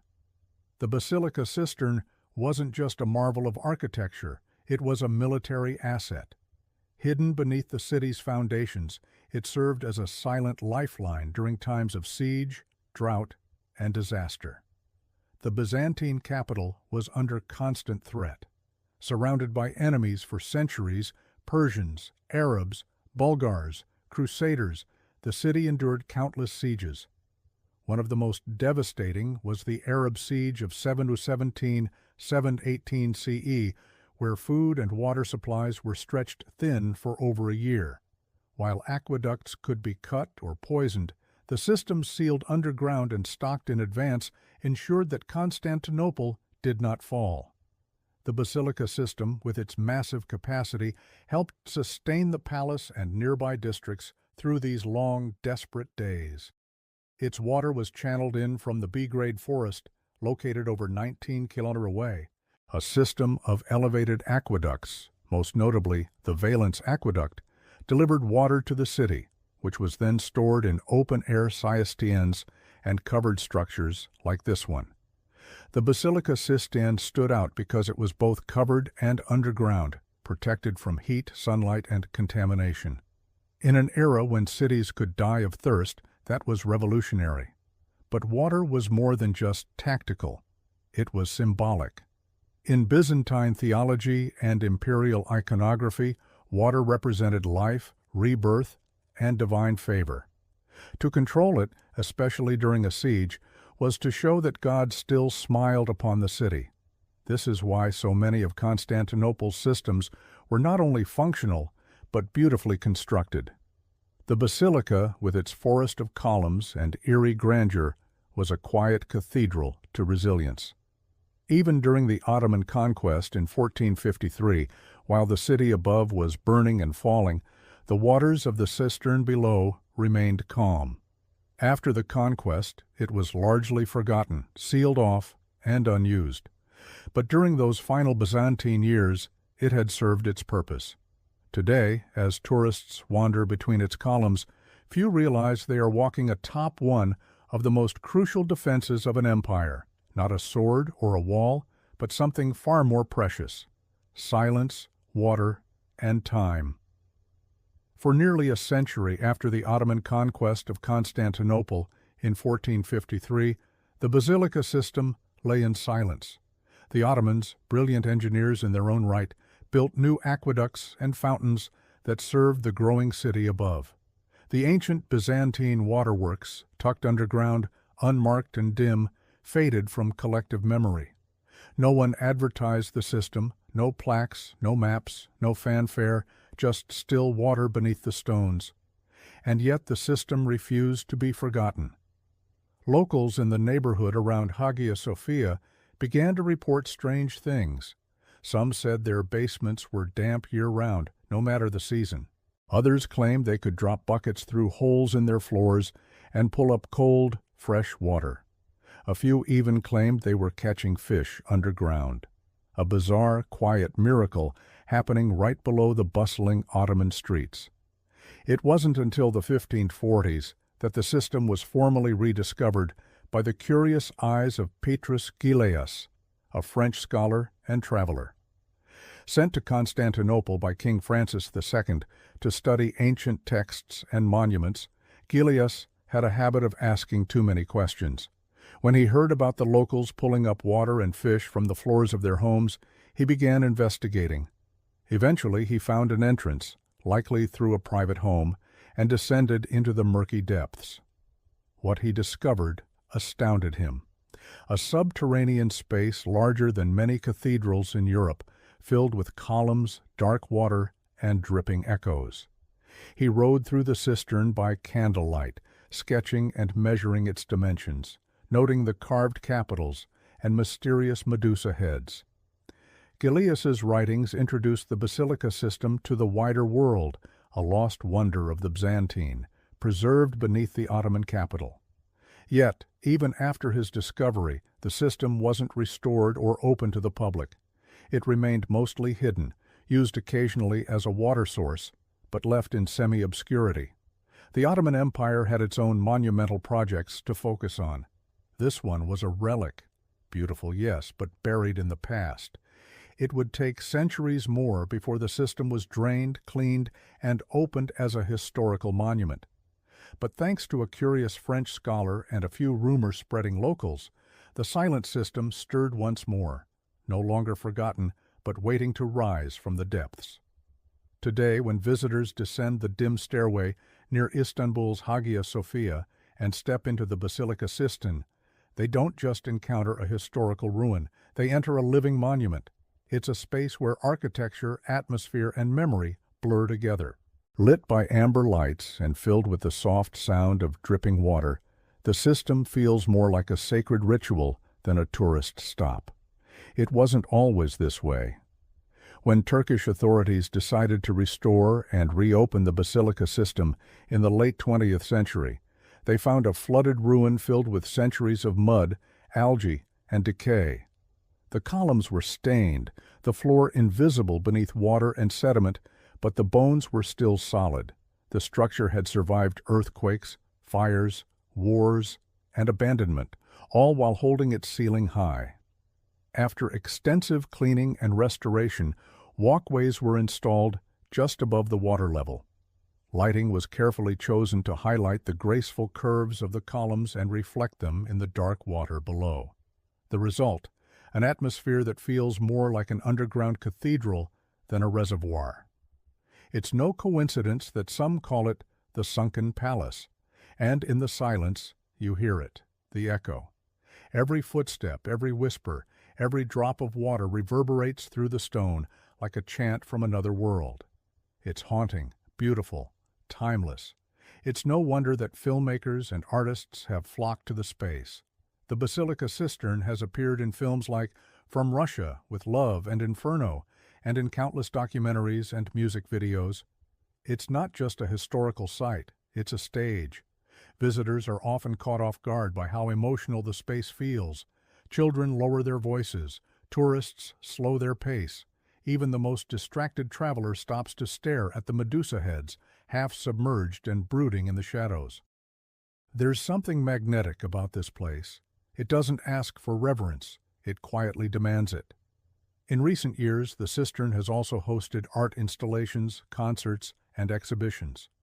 Modern light shows play with the reflections on the water, turning the chamber into a pool of color and sound.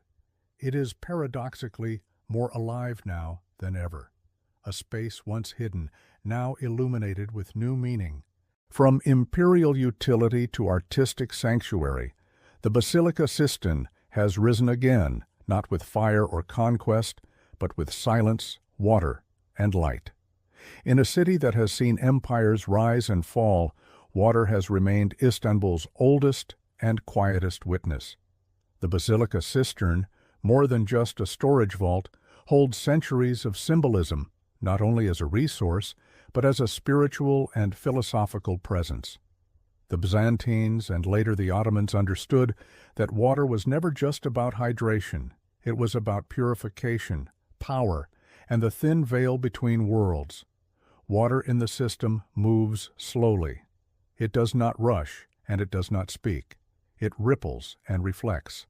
Light dances across its surface, breaking the symmetry of the columns. In this, there's a kind of sacred theater. The stillness forces you to look inward. Like a mirror, the system reflects not just light, but history, identity, and myth. In Byzantine theology, water played a central role in rebirth. Baptism, the most essential Christian ritual, was a watery transition from death to life, sin to purity. While the Basilica Cistern wasn't used for religious ceremony, its aura evokes that same liminal space. You descend into the earth and encounter darkness, then light, then silence. It feels like passing through a ritual unspoken but undeniably sacred. Some scholars argue that the location of the cistern near the Hagia Sophia and the Great Palace was no accident. It served not only as infrastructure, but as symbolic assurance. The emperor's court was not built on dry foundations, but on flowing living water. Beneath every throne, a river. Beneath every law, reflection. The Ottomans, too, revered water. Their gardens, palaces, and mosques were designed around fountains and pools. Water represented divine mercy in Islam, Rahmah, and architectural water features reminded the faithful of paradise. The Basilica Sistine may have been a Byzantine creation, but it fit quietly into Ottoman cosmology, cool, hidden, and eternally flowing. And then there's the psychological symbolism. Walking through the system evokes more than awe. It whispers memory, the way light filters through columns, the hush of footsteps echoing across water, the slow drip from a ceiling that seems to breathe. It is a space that doesn't rush to reveal itself. It waits, like water, like history. Today, the Basilica Cistern is no longer hidden. It stands proudly among Istanbul's top destinations, a haunting yet majestic reminder that the city's true heart beats not just in its minarets and mosques, but deep beneath the ground. Millions descend its steps every year, not just to learn about ancient hydraulics, but to feel the weight of time pressing gently from the walls. In a city bursting with noise and movement, the system is one of the few places where silence dominates. Tourists instinctively whisper. Even the click of a camera shutter seems too loud. And yet, there's life here, not just in the steady flow of visitors, but in the subtle shifts of light, the quiet splashes, and the performances that occasionally bring this space roaring back to life. Over the last 2 decades, the system has hosted art exhibits, laser shows, classical music concerts, and sound installations that merge past and present. Artists and architects treat it as a canvas, a sacred space where history is not locked in glass, but is part of the atmosphere. You don't observe the Basilica system from a distance. You walk through it. You breathe it in. Restoration efforts have been delicate but vital. The columns have been cleaned, structural supports reinforced, and walkways improved to allow better access. At the same time, care has been taken not to strip away the very things that make it otherworldly. The soft lighting, the cool air, the low hum of dripping water. It remains an engineering marvel, yes, but also a reminder that infrastructure can be beautiful, even mystical. While the modern world debates utility versus aesthetics, the Byzantine created a water tank as elegant as a cathedral. That contradiction still stuns visitors today. Above ground, Istanbul pulses with new energy, modern trams glide past ancient sites, and street vendors sell roasted chestnuts beside Roman ruins. Yet directly below it all lies the Basilica Cistern, unmoved, unbothered, eternal. It holds the stories of emperors, architects, invaders, and dreamers, all now echoes in the damp stone. In the Basilica system, time doesn't feel linear. It loops like water circling in a basin. Past and present meet in silence. And for a moment, you're not just in Istanbul, you're in Byzantium, in Constantinople, in a shadow world that never really left.